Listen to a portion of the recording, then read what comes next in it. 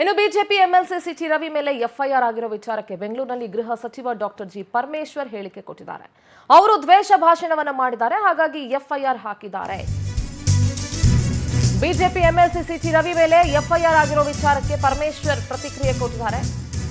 ದ್ವೇಷ ಪೂರಿತ ಭಾಷಣವನ್ನ ಮಾಡಿದ್ದಾರೆ, ಅದಕ್ಕೆ ಎಫ್ಐಆರ್ ಹಾಕಿದ್ದಾರೆ. ವಿವಾದಾತ್ಮಕವಾಗಿ ಮಾತನಾಡಿರೋದಕ್ಕೆ ಎಫ್ಐಆರ್ ಆಗಿರೋದು.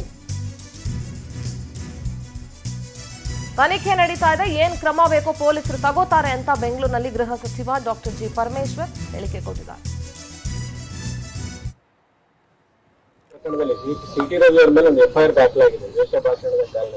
ಅವರೇನೋ ದ್ವೇಷ ಭಾಷಣ ಮಾಡಿದ್ದಾರೆ ಅಂತ ಹೇಳಿ ಅವರು ಎಫ್ಐಆರ್ ಮಾಡಿದ್ದಾರೆ.